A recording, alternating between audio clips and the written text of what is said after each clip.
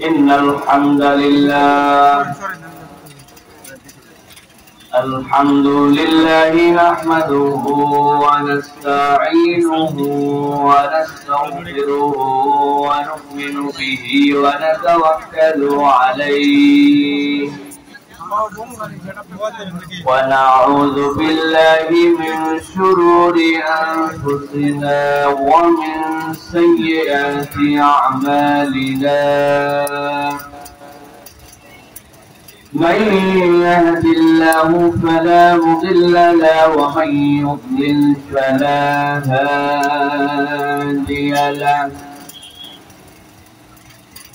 وأشهد أن لا إله إلا الله وحده لا شريك له وأشهد أن سيدنا وحبيبنا وطبيب قلوبنا محمد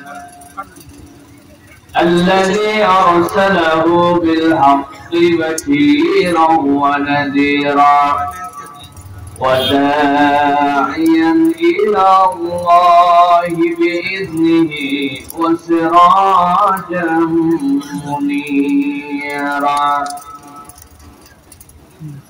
فقد قال الله سبحانه وتعالى في كلامه المجيد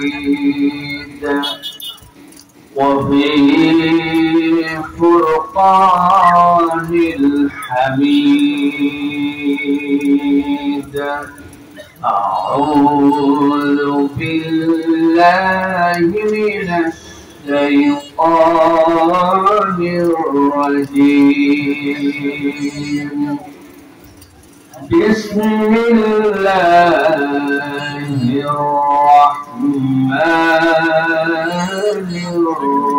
الرحيم فتول عنهم فما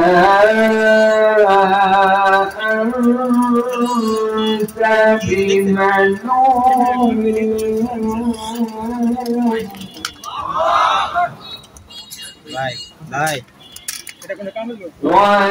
وذكر فإن الذكرى تنفع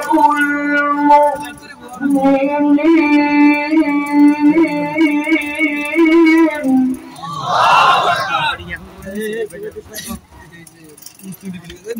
وما خلقت الجن والإنس إلا ليعبدون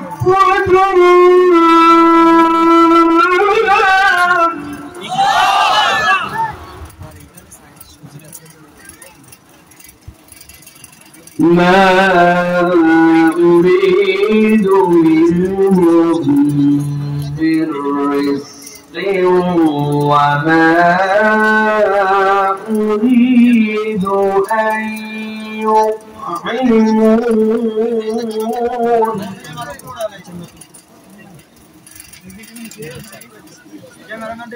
ما أريد منهم من رزق وما أريد أن يطعمون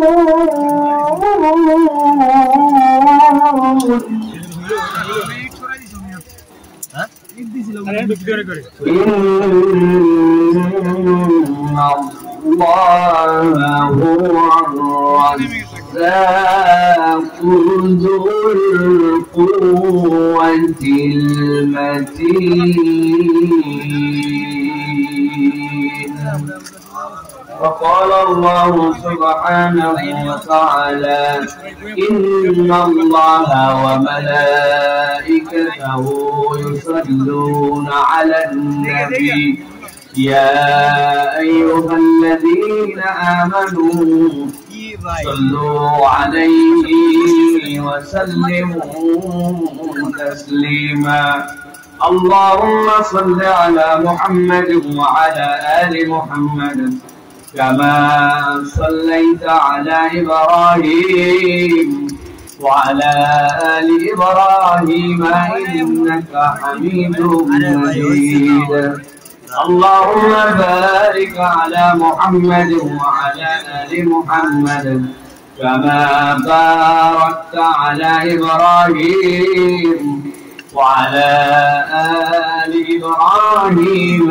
إنك حميد مجيد الحمد لله আল্লাহ রাব্বুল আলামিনের শুকরগুজার হচ্ছি যে আল্লাহ রাব্বুল আলামিন আমাদেরকে আজকের এই জামিয়া আরাবিয়া আয়েশা সিদ্দিকা রাদিয়াল্লাহু তাআলা আনহা মহিলা মাদ্রাসা গাজীপুর কাশিমপুর চক্রবর্তী 2 নম্বর ওয়ার্ডের উদ্যোগে ঐতিহ্যবাহী ইসলামী সম্মেলনে এই শেষ অধিবেশনের শেষ সময় আমাদেরকে কোরআন থেকে কিছু কথা শোনার মতো মন মানসিকতা দিয়ে এখন পর্যন্ত আমাদেরকে এখানে রেখেছেন সেই আল্লাহর কাছে আমরা কালিমাতুশ শুকর আদায় করি সকলে আনন্দ চিত্তে বুলন্দ আওয়াজে আল্লাহ রাব্বুল আলামিনকে খুশি করার জন্য পড়ছি আলহামদুলিল্লাহ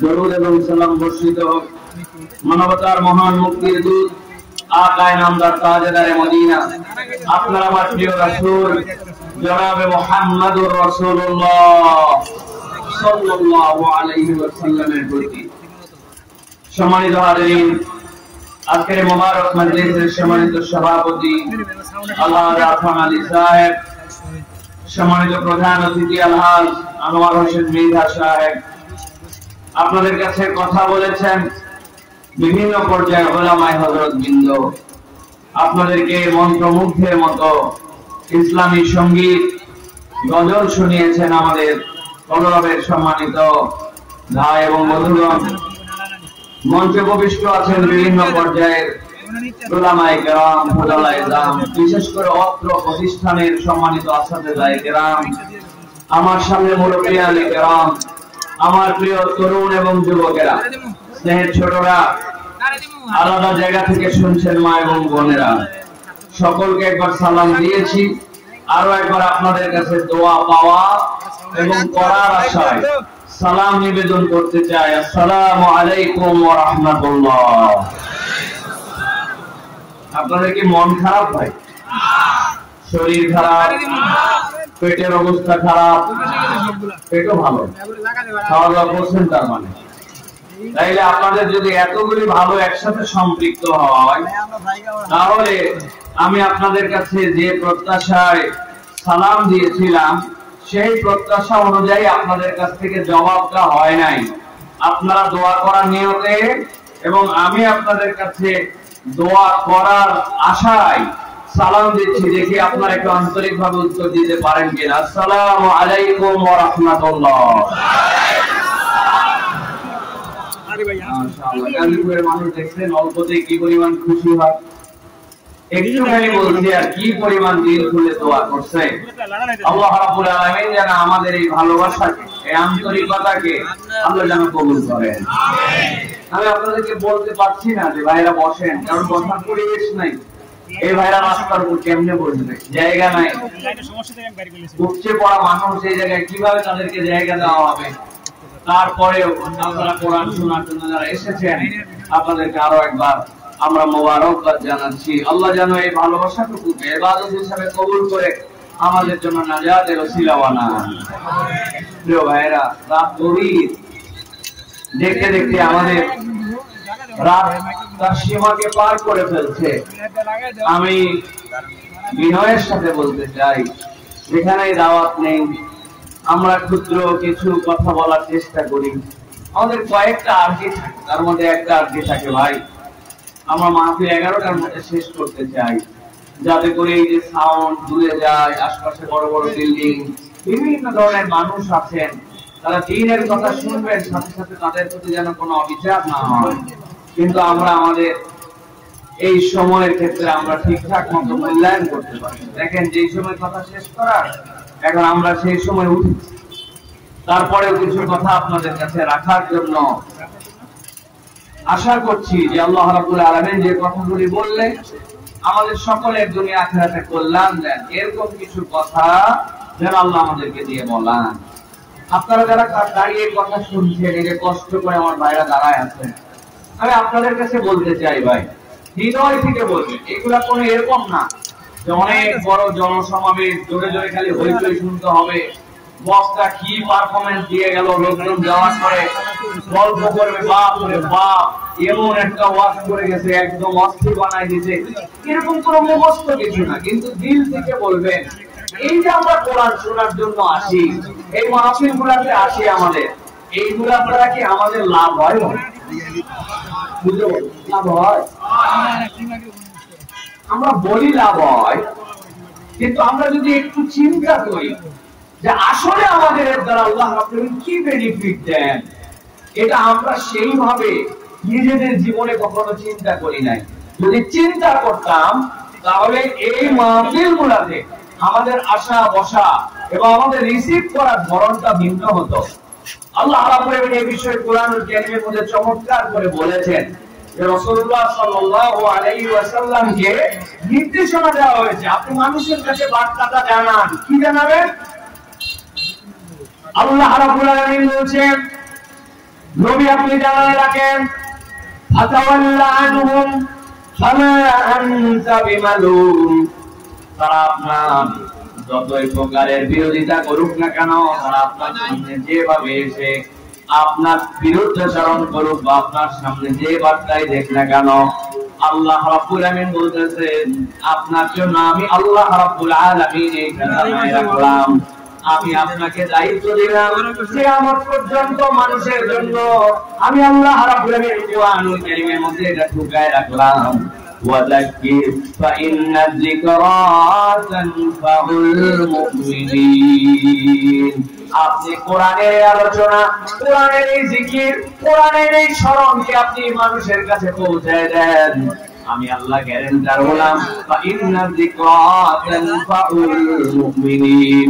নিশ্চয় নিশ্চয় কোরআনের এই জিকিরের দ্বারা, কোরআনের এই আলোচনার দ্বারা, কোরআনের এই বার্তার দ্বারা, আল্লাহর এই কালামের স্মরণ করানোর দ্বারা মুমিনদের অবশ্যই অবশ্যই উপকার হবে। সুবহানাল্লাহ। এখন যদি জিজ্ঞাসা করা হয় মুমিনদের কি উপকার হবে, কোরআন দ্বারা মুমিনদের মূল কাজ কি হবে, আল্লাহ রাব্বুল আলামিন এই জায়গাতে তানফাউল মুমিনিন এইটাকে আল্লাহ রাব্বুল আলামিন আম করে রেখেছেন, এইটাকে আল্লাহ রাব্বুল আলামিন খাস করেন নাই। আল্লাহ রাব্বুল আলামিন এইটার দ্বারা কি বেনিফিট দিবেন স্পেসিফিক এই জায়গাতে বলেন নাই, কিন্তু এরপরে তিনটা আয়াতে কারিমা থেকে যদি ইমানদাররা একটুখানি মাথা খাটায় তাহলে তাদের কাছে বার্তাটা পরিষ্কার হয়ে যাবে। আল্লাহ রাব্বুল আলামিন এরপরে বলেন, ওয়া মা খালাকতুল জিন্না ওয়াল ইনসা ইল্লা লিয়াবুদুন।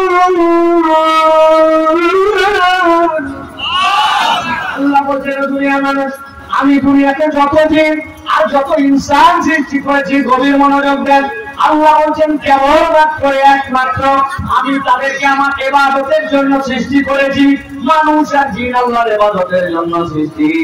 আল্লাহ বলতেছেন, ও আল্লাহর বান্দারা, আমি তোমাদেরকে ইবাদতের জন্য সৃষ্টি করলাম।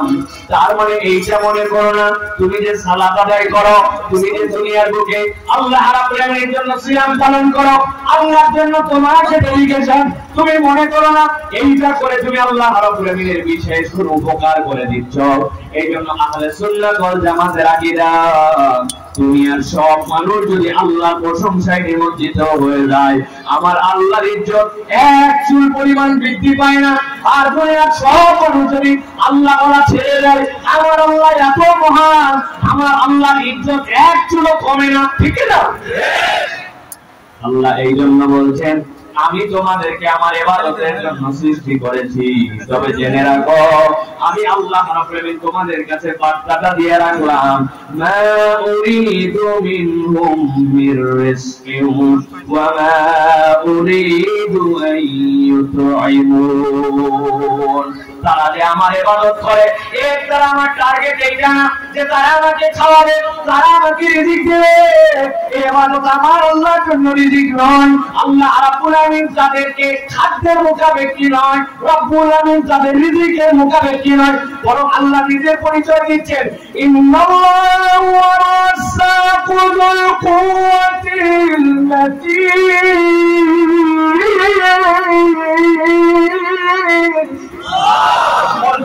ভালো করে জেনে রাখো, ওই আল্লাহ যিনি তোমার স্রষ্টা নিজের পরিচয় দিচ্ছেন, তিনি হচ্ছেন এমন রাজ্জাক যুল কুওয়াতিল মাতিন।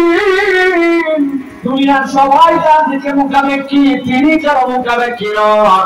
এই আয়াতে কারিমাগুলো যেটা আপনাকে এই পর্যন্ত বললাম, প্রথম আয়াতে কারিমা বোঝানোর জন্য এবার উল্টা দিক থেকে এবার আপনাকে যেতে হবে। একটু ঠান্ডা মাথায় দেখেন আল্লাহ কি বোঝাতে চেয়েছেন। আল্লাহ বলতেছেন, ও দুনিয়ার মানুষ, তোমার রব কারো রিজিকের মুখাপেক্ষী নন, বরং তিনি হচ্ছেন রাজ্জাক, তিনি হচ্ছেন যুল কুওয়াতিল মাতিন। আল্লাহ তাআলা আগে আয়াতে বলতেছেন, মা উরিদু মিনহুম রিজকি ওয়া মা উরিদু আন ইউতঈমুন। তিনি চান না তোমাদের কাছে তোমরা তাকে রিজিক দিবে, তোমরা তাকে খাওয়াবে। তার আগে আয়াত আল্লাহ বলেন, ওয়া মা খালাকতুল জিন্না ওয়াল ইনসা ইল্লা লিয়াবুদুন। এই জিন আর ইনসানকে কেবলমাত্র আল্লাহর ইবাদতের জন্য সৃষ্টি করা হয়েছে। তার আগে আয়াত আল্লাহ রাব্বুল আলামিন বলছেন, وذكر فإن الذكرى تنفع المؤمنين। আপনি এই জিকির, এই কোরআন তাদের কাছে দেন, আমি আল্লাহ গ্যারান্টার হলাম এইটা ঈমানদারদের জন্য কল্যাণ দিবে। আল্লাহ এই কল্যাণকে এখানে আম রেখেছেন। আল্লাহ নিজ থেকে রিজিককে যুক্ত করে করে উপর পর্যন্ত এসেছেন। রব্বুল আলামিন মূলত এর দ্বারা বোঝাতে চান, বান্দা তার জীবনে যত ধরনের রিজিক লাগবে আল্লাহর এই কালামের দ্বারা, আল্লাহর এই জিকিরের দ্বারা, কোরআনের এই মহব্বতের দ্বারা, দ্বীনের এই আলোচনার দ্বারা আল্লাহ বান্দার জীবনে সব ধরনের রিজিকের ব্যবস্থা করে দিতে পারে। আপনি রিজিক মানে মনে করছেন, আরে এক প্রতিষ্ঠানে কাজ করলাম ৫-৭ বছর হয়ে গেল, বেতন বাড়ে না। আপনি মনে করছেন আপনার বেতন আপনার রিজিক। আরেকজন মনে করছে, আহা আমার আল্লাহ দয়ায় চাইল ডালের সমস্যা নাই, বাজার হাটের সমস্যা নাই, সে মনে করছে এটাই তার রিজিক। কিন্তু আল্লাহ রাব্বুল আলামিন নবীর মাধ্যমে জানাচ্ছেন, কেউ যদি তার খাদ্য আর চাকরিকে কেবল রিজিক মনে করে, এইটা তার রিজিকের বুঝের ৫% হয় নাই।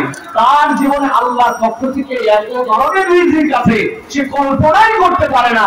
আমি যদি ছোট্ট উদাহরণ দেই, আপনি আপনার আমার চোখ, এই চোখ দিয়ে যে সকালবেলা উঠে আমার চোখ খুলে গেল, এরপরে সারাদিন চোখ পাপড়ি ফেললাম আর আমি দেখতে থাকলাম, অথচ এই চোখ যে হাজার হাজার বার চোখ খুললো আর বন্ধ হলো, এইটার পিছনে আপনার কোনো ফুয়েল লাগলো না, এইটার পিছনে আপনার কোনো পানি দেওয়া লাগলো না। অথচ একটা গাড়ির ড্যাশবোর্ডের সামনে যে ওয়াইপার থাকে, এইটা যদি আপনার ঠিকঠাক মতো একদিন চলান আর পানি দেন মাঝে মাঝে, তাহলে ভিতরের ট্যাঙ্কি খালি হয়ে যায়। আর আপনি সারা জীবন, আমি সারা জীবন চোখটা মেললাম আর বন্ধ করলাম, আমার চোখের জন্য আমার কোনো চিন্তা করতে হলো না যে মলম ঠিক মতো আছে কিনা, লিকুইড ঠিক মতো আছে কিনা। 70 বছরে একবার ওই চোখের তো আপনি জবাব দিল না যে ভাই অনেক কষ্ট করছি, আর সম্ভব না, তুই আজকে চোখ খুলবি না, বলছে নাকি ভাই? রিজিক আমি বুঝি নাই যে আমার রিজিক আল্লাহ রাব্বুল কেমনে দিলেন। আমি এত ওয়াজ করলাম আর হাত যে এতবার নড়ালাম, আমার হাতের যদি একটা লিমিট করা থাকতো, ভাই তোমার হাত বহুত নড়ছে, 10 বছর ওয়াজ করতেছো, খালি হাত নড়ালে আর ঝাঁকি মারলে একদিন 150 বার এসে নড়বে না। হঠাৎ করে দেখছে এরকম করে নড়ানোর পরে শেষ ছিল ওইটাই 150 বার, এরপরে হুজুরের হাত আর নড়ে না। এরকম হয়েছে নাকি আপনাদের কোনদিন ভাই? লোকগুলো এরকম হয়েছে নাকি? আমি খালি মনে করছি ভাত আর আমার খাবার, এইটুকুই রিজিক।